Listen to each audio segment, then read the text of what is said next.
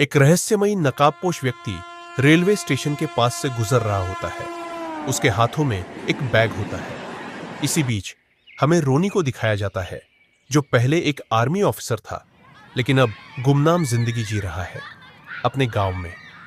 तभी रोनी के पास एक फोन कॉल आता है, जिसमें उसे बताया जाता है कि ठीक 5 साल पहले की तरह रेलवे स्टेशन पर एक बम ब्लास्ट हुआ है। यह सुनकर रोनी तुरंत अपनी बाइक उठाता है और तेजी से रेलवे स्टेशन की ओर भागता है। स्टेशन पहुंचते ही उसे चारों तरफ अफरा तफरी का माहौल दिखता है। तभी उसकी नजर एक अजनबी पर पड़ती है, जो दूर से उसकी ओर देख रहा था और वहां से भागने लगता है। रोनी तुरंत अपनी बाइक पर उसका पीछा करता है। रोनी पीछा करते करते उसे लगभग पकड़ ही लेता है, लेकिन नकाबपोश व्यक्ति उससे लड़ने लगता है।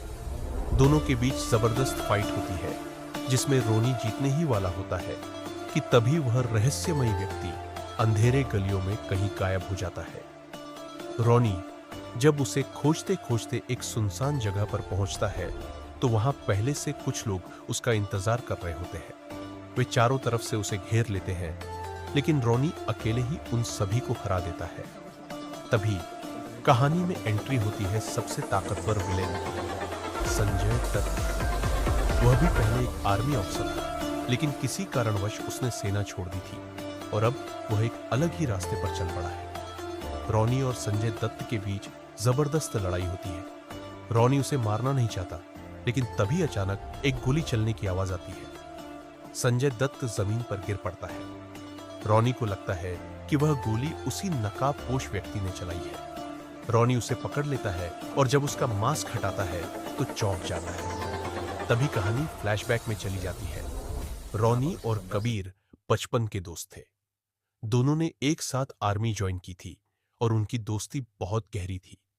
एक दिन वे दोनों एक खतरनाक मिशन पर गए, लेकिन वह मिशन असफल हो गया। एक बम ब्लास्ट में कबीर बुरी तरह घायल हो गया। रोनी उसे बचाने की पूरी कोशिश करता है, लेकिन अन्य ऑफिसर उसे वहां से जबरदस्ती निकाल ले जाते हैं।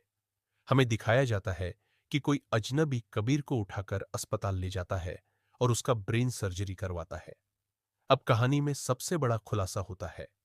इस पूरी घटना के पीछे असली मास्टरमाइंड कोई और नहीं बल्कि आमिर खान है, जो इस फिल्म का असली विलेन है।